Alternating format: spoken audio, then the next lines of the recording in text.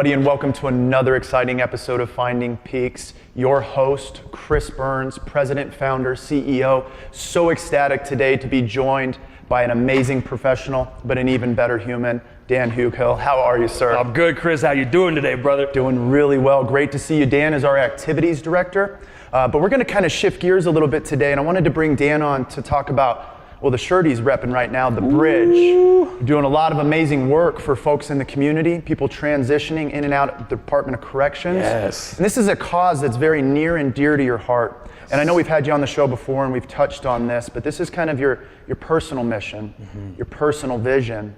And it's your dream to kind of walk with people in a similar way to people walked with you out of the Department of Corrections and into thriving in communities. So what inspired this opportunity for the Bridge in Colorado Springs? Cool, thank you, Crystal. What inspired the Bridge in Colorado Springs is, I love that question because what we had seen is, you know how I've been going in and out of the prisons for several years working, like when we would go in there, like volunteering for the RF2, the CrossFit program they have in there, we saw this beautiful community that they had in there, like the camaraderie, and it's just like Sparta in there.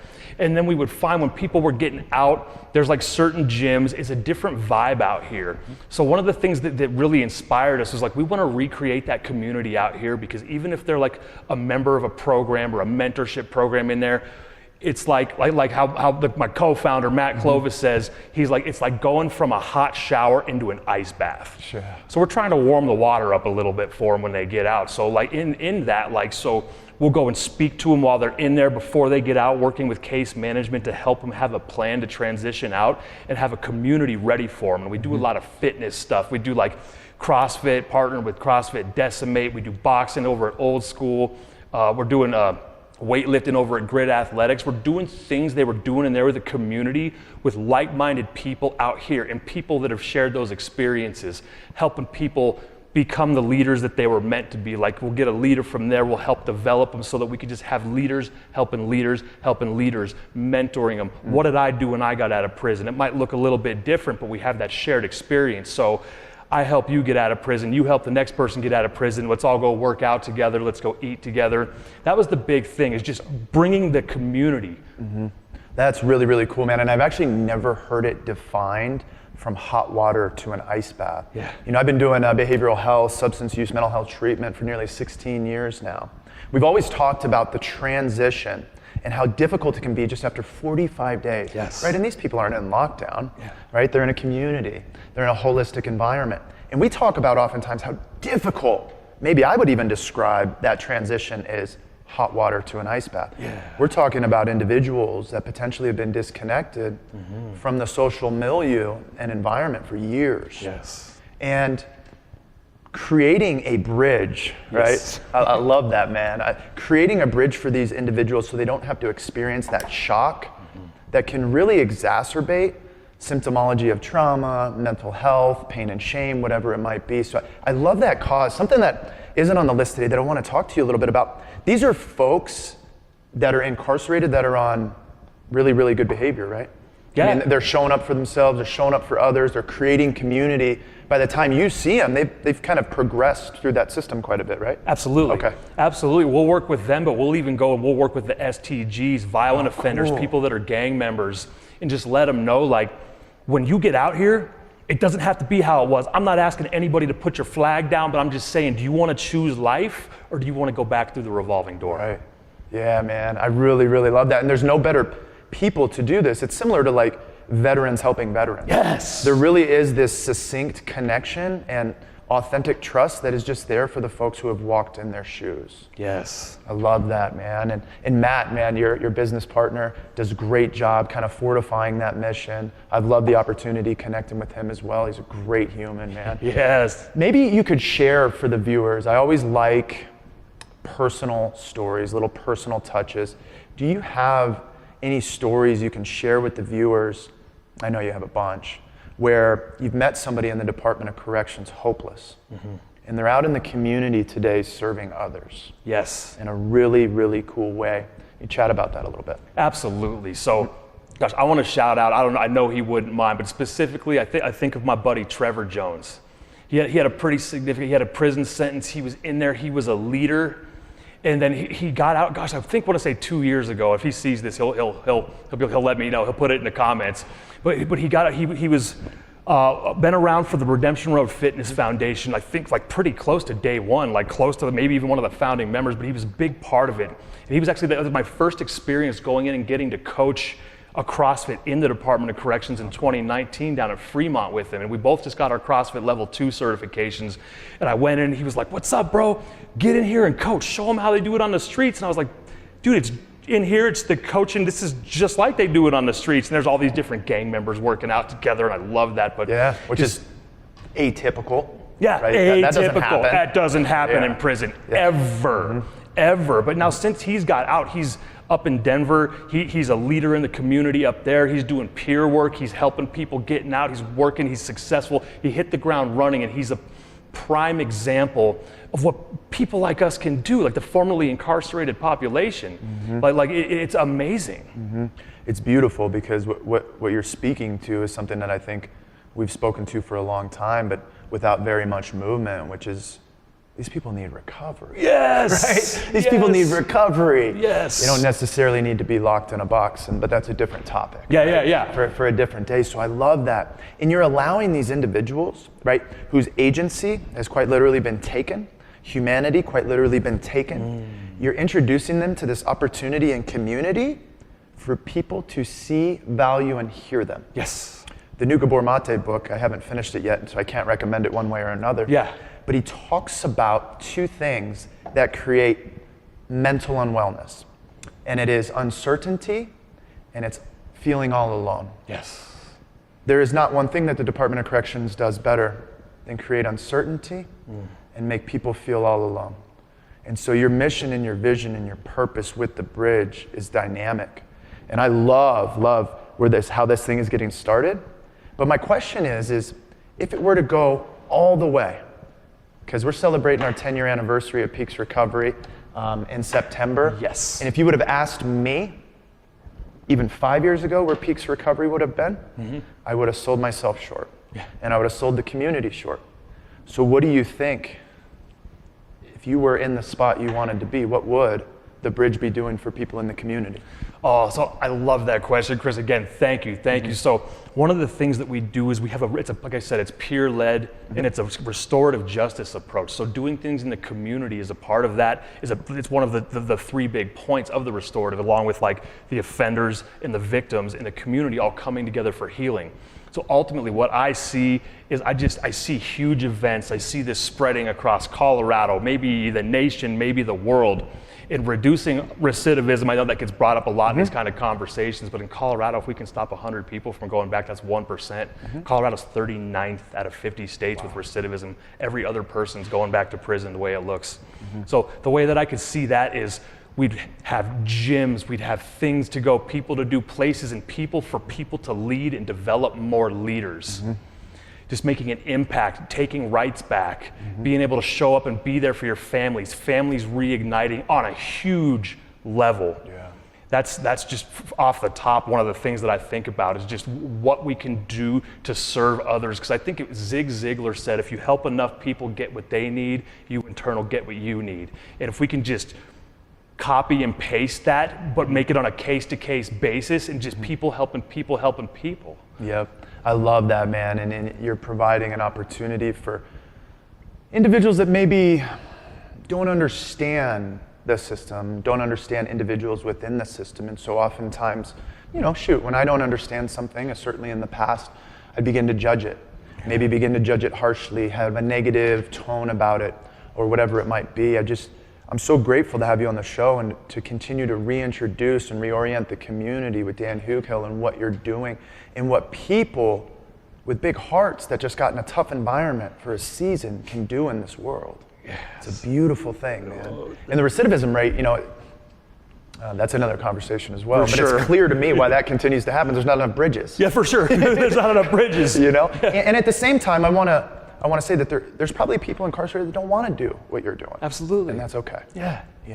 But there's a vast majority of people that maybe otherwise people wouldn't know that actually really want recovery. Yeah. They really want hope. They really want freedom, but they're bound by some of these mental health issues and this trauma and being isolated and locked away in a cage for a long time can do a number on humans in general. Yes. So I wanted to talk a little bit about something that has been a huge transition for you, a huge transition for Peaks, probably a huge transition for the Department of Corrections. What has it been like? Obviously you're our activities director here, you're the founder at the Bridge. What has it been like to kind of shift the language into more of this kind of mental health view of things? Is to say that, we believe that everything stems from mental health and that substance use disorder is a mental health disorder. Yes. And so how has it been? How has that shift been for you? And what have you been able to see in community through just kind of reorienting people with just kind of different verbiage and a kind of a different tone? Yeah, that's great. I love that because mental health is the stem of it. I believe that the addiction is just a symptom, and it can show up in other ways than substance use for all kinds of people. And I love seeing that it's going more towards mental health now. I love that. And the way that shows up is like I go in one of the meetings that I run over here at the sanctuary, we've started to shift the language there to mental health, and they've been getting more buy-in, and people are like, they feel like they belong a little bit more. And I love seeing that because it's almost like there was like an us and them between mental health and substance use. There's not. Yeah. There's not, and there shouldn't be, because our experiences, when you boil it down to the mental health, that's why. Yeah. That's why. That's what we need to talk about. That's what we need to be addressed. And like you said, being incarcerated, it can make you feel uncertainty, and it can make you feel lonely. And if you're in there and you're lonely, joining a gang might sound real good because you want some sort of community. You know what they I'm told me saying? they love me. I mean, geez. Yeah, for sure, for sure. And if you're accepted by that, then you're accepted by something. Then you get to become a part of that culture, and all kinds of other stuff can stem from that. But then, gosh, the loneliness, feeling like nobody's there. I remember when I was incarcerated, I remember when I'd get mail, when they'd call my name for mail, even if it was just something like some kind of paperwork just to throw away, I loved it so much. Open it up. Yeah, if it was something good, like a picture, you go around and you show everybody, all your friends, you're like, look, I got a picture of my dog, and it's great. Yeah. It felt so good. It feels so good to have people that are there for you. That's one of the things that we're trying to do at the Bridge is hey, we're here for you. Even if you come out, you get involved with us, and you go back, we'll walk you through the whole way. We'll be there. I'll come and visit you in prison. I love that, man. Love what you guys are doing. It's a really cool cause, and I'd love to go back 5 years from now and revisit what you think and thought this Bridge thing would be, and watch it blow your doors off. You know what I mean? Thank you, brother. Thank you. One of the things we were chatting about before the show, and it's just been top of mind for both of us in this season. Over the last 6 months, we've dealt with a tremendous amount of intensity and community, personally, professionally. It's just been a season for the reason. Yeah. And one of the things that I really like to talk about, especially with individuals like you, is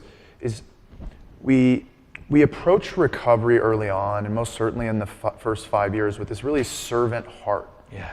We just serve others because, it's true.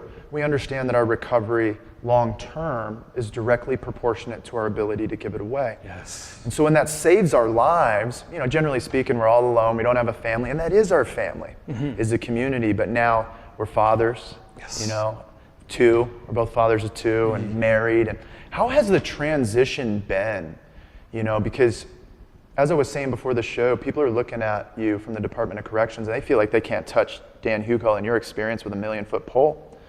But when they get there, I think it's important to be where your feet are. Yeah. And to be present. And how have you managed that personally and professionally? And what would be some of the things in community that you'd want the viewers to know to look out for when you are in long-term recovery and you do actually get all the blessings you were praying for all those years? Yes, bro. Yeah. So the way that I would answer that one is I want to start from the beginning there. Right when I first got out, I was a year and a half, almost 2 years sober when I got out. I did stay sober through and in recovery through my stay in the Department of Corrections. When I first got out, it had to be baby steps because I didn't really have anybody there for me. I had a program that I was a part of here that helped me tremendously, but I couldn't let myself get overwhelmed. It's like if I need to go down to the DMV and pay my reinstatement fee to get my driver's license done today, that's one baby step. If I just did one a day, like Darren Hardy talks about in the compound effect, you get 1% better. I think Atomic Habits too, 1% better every day. And it's bite-sized. It's not eating a whole elephant. So from that, I was able to be blessed with getting into recovery, into the recovery community, finding my wife. But there were some certain things that in recovery, I didn't get to work on, and they're showing up. I'm nearly 10 years completely abstinent. That's crazy, man. Right? I feel like that's wild. Yeah. So even after, this 10 years, it's like right when you get sober, that's just the start. You get these big rocks out of the way. You get these big rocks, you excavate them out of your terrain, and then the little rocks that you didn't really know about become the big rocks after that. And one of the big rocks for me recently was just like not having good boundaries. And it's like every time I get to a new place, I get really excited and I want to go do all this stuff, and I have to redraw a whole new set of boundaries, and it creates a whole bunch of new rocks for me. And one of the ones recently that I went through, and I was just looking at like, we talk about self-care being a really important part of recovery, but when you're a father and a husband, you got to find where you're going to get your self-care, because one of the things that I had been doing, and it started to cause some turbulence in my relationship, is like Monday, like that's like the only day that I have off, and I would be so protective of my self-care. It's like, Dan, you don't need a whole day while your wife's taking care of the kids and working and doing all this and cleaning up. Get up and help, buddy. Yeah. So that's something I've just been through recently, is I got to really look back at myself and just be like, you took this selfish thing a little too far, Dan. And I've actually experienced some pretty tremendous healing with it, and it got to change my whole perspective to help me to show up better for my wife, for Nicole, because I adore her, and to be there for my kids. All me and Asher, we get doing the jujitsu and the martial arts together. Yeah, we have fun. And Bella, she's in gymnastics. Oh, it's That's great. so But cool. yeah, man, just constantly being able and being so self-aware that like, I'm not fixed. Yeah. And I don't know if I wanted, if I was fixed, if I was at a spot where I don't have to put in any more work, I don't think that that'd be fun. Yeah. So I'm constantly trying to just keep a growth mindset and just what's next? How can I help? How can I take care of my family first? Because I have like this concept called vertical alignment. It's like, what do you value the most? For me, that looks like God, Nicole, my kids, my work. And if I make a decision that like puts one of those above the other one, that's what causes some of the chaos and the anxiety. And I just got a slap in the face and a check with that recently, and I had to realign some of my things. So that's kind of like how I like draw my boundaries and make my decisions, is it has to go off of my alignment, what I hold most important to myself, and I have to be very true to that. Yeah, and it can be tough. Yeah. If somebody calls and says, hey man, can you come help me? Yeah. Can you come do this? Yeah, like a gold retriever. It's like, I'm coming. Here I come. Yeah. But I love that too, and it's something just to be really, really mindful of. And I think, I often refer to it, the Gabor Mate kind of myth of normal. Is like, otherwise, unless Dan just was authentic and vulnerable with you, everybody would have been like, Dan's batting 1,000, and Chris is batting 1,000. And there's been times in my life when I've been batting 0. Yeah. And the world's been thinking I've been batting 1,000. And so that's what I love about the recovery process. What I love about people in recovery is this opportunity to really, really connect. Yeah. Authentically. Yes. Yes. Because I think when we can do that in a humble, authentic, and vulnerable way, we can move into these opportunities for healing and growth. Yes. Right? But it was so hard initially in recovery to say, you know what? I got that wrong. Yeah. I would fight you tooth and nail and everything. It was this. It's like, hey man, someone's just trying to tell you how they feel. Yeah. Yeah. And so I'm grateful for that reminder today, and I'm sure there's some viewers that are in early recovery, short, long-term recovery, personally and professionally, that can relate to what you just said. Yeah, thanks. So I appreciate you talking about that. How has being a father, right? 4 years now? Yes. Right, Asher. Dan brings his youngest son over. His name's Asher. He's 4 years old. My boys have been doing jiu-jitsu for a couple years, and he'll kind of warm up with the boys. Boys will try and teach him some stuff and things like that. But what has being a father done or not done for you professionally? That's a good one. So professionally, what being a father has done for me, back to the boundaries thing, it's helped me get some more boundaries, because there's certain things in my life prior to being a father that it's like, I can take it or leave it, or I can go have fun. You don't do that with kids. Yeah. You're there for your kids. You love your kids, and I just thought they're so great. They're so great.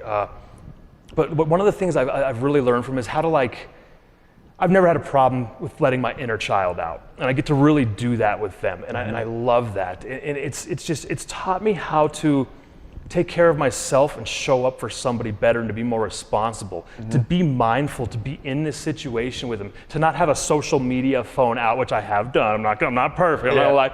But like when I'm home and my son, and I'm not so tired and he wants to play and it's like, hey daddy, you're Michelangelo, I'm Leonardo, we're gonna play Ninja Turtles, and I'm like, knuckle up, bud. Yeah. Let's do it. Or my daughter, she loves wearing makeup, and yes, I've worn makeup many times. I love it.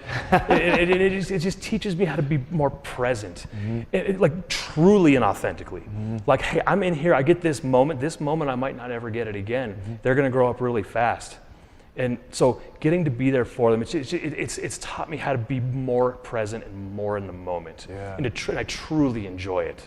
I love that, man. You're bringing up something that I was talking about. Was it earlier this week or last week? This idea of our relationship with time. Yeah. Right? And I think that's something that recovery has really allowed for me. Yeah. And initially it was a very harsh reality. Because I wasn't, when I first got into recovery, I just wasn't doing well. And the path ahead was very, very steep. But today, being in long-term recovery, and Sunday was 16 years since I took my last drink. Ooh, my dude. So it's it's been a long time, but I really started to idealize my relationship with time. I'm 38 years old. Jesse Itzler talks about this on his podcast a lot, but he talks about his relationship with time and what am I doing with it? So my boys are on summer break right now. We leave tomorrow on a 10-day camper van trip. Why? Because if I live a great life, maybe I got 52 summers left. Yeah. Right? That's a great life. Yeah. And after this summer, 51. Yeah. And that's gonna go like a flash in the pan. Yes. Right? So I love what you're talking about today is if we can be where our feet are. Yes. We can empower ourselves, the people we care about in the world around us in a really tremendous way to maybe negotiate their relationship with time. Yes. So that they can be there for the ones that they love. Yes. It's been an absolute pleasure having you on the show. I look up to you personally and professionally. I love what you do in the community.